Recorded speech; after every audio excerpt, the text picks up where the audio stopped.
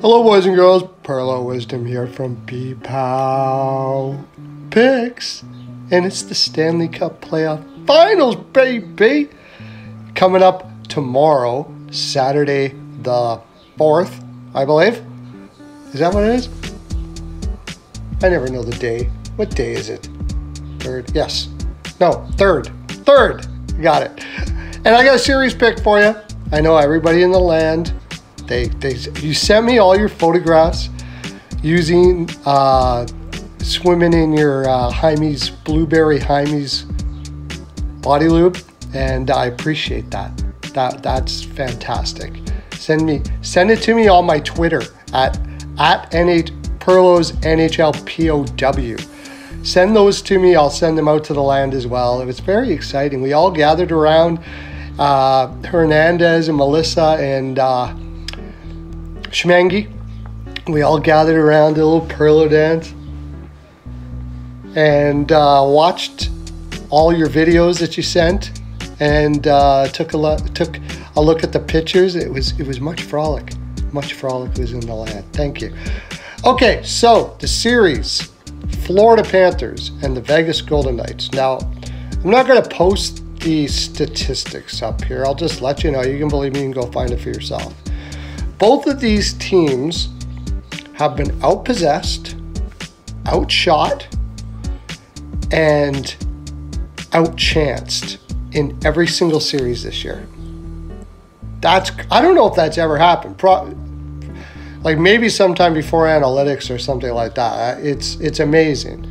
Basically, analytically speaking, these teams shouldn't have won. They shouldn't be here right now.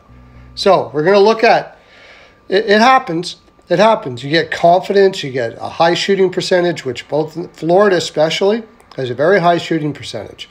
The question is, are they going to be able to sustain that?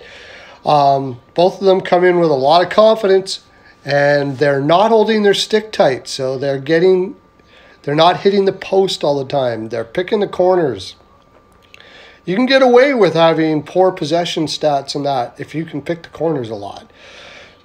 Now, so when we're looking at Vegas versus Florida, Vegas, of course, was first in the Pacific. Florida barely made the playoffs. But on paper, I would have to say that when it comes to forwards, Vegas and Florida are pretty equal.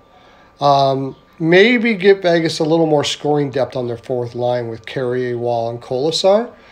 But as far as top point getters, you got Matthew Tkachuk with 9 goals in 16 games. And Vegas doesn't have anybody like that is like the big shooter like that. But offensively, you're putting Verhaeghe, Barkov, Bennett, Tkachuk all hovering close to a point a game. On the third line, you've got fantastic players like Reinhart, Lundell, and Luostarinen. The offense tends to dry up when you get to the fourth line. So I give Vegas the edge as far as depth is concerned, but I give Florida the edge as far as high-end players are concerned. Vegas, they have Eichel. Oh, they do have Jonathan Marchessault. I forgot. He's been potting them pretty good. But besides that, it's kind of been like scoring by committee.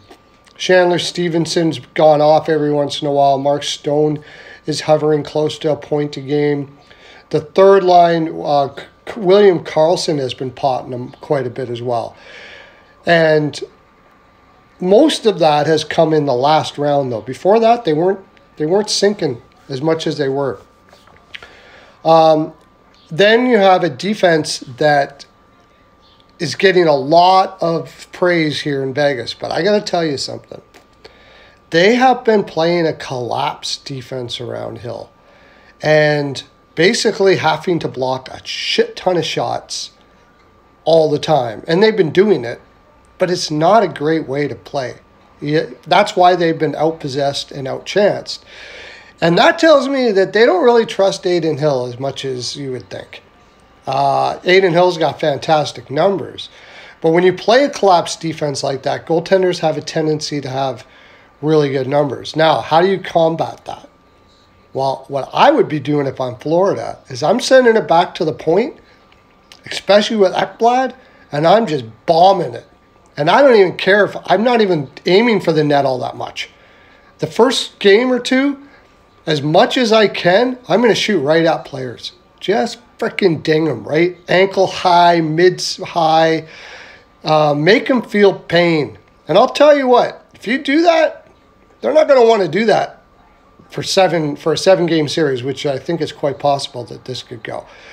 That's what I would do. The only other team I've seen that have played like Vegas like this, and they had Lundqvist, was the Rangers back in the day, and they never did win a cup. It's not ideal. Florida plays a high possession offensive game. What I mean by that is they play an aggressive offensive game. When they do get in the offensive zone, they have a tendency to bully and push around. They really did it to Carolina well, Toronto very well, and that's what they're going to do. They're going to be like a bull in a china shop. So with those two things in mind, unless Vegas decides to change their style here, I think Paul Maurice is smart enough to do it. I'm just saying right now. And I think the Florida Panthers are big enough. They have they're very big up front. You've got Barkov, big guy, Verhaeghe, big guy. And not only just size-wise, Bennett, Tkachuk, these guys bang. They're going to go in there and soften up that Vegas defense. And I think they're going to do it. And as you can tell, that's the reason why I'm going with Florida here. Also, all things are fairly equal here. I'd say on paper, Vegas actually has the better looking team, except for goaltender. But it's really close. And to me, I'll take Bobrovsky, the way he's playing hot like this, over Hill. If they can soften up that defense, I think Hill's in trouble. I really do.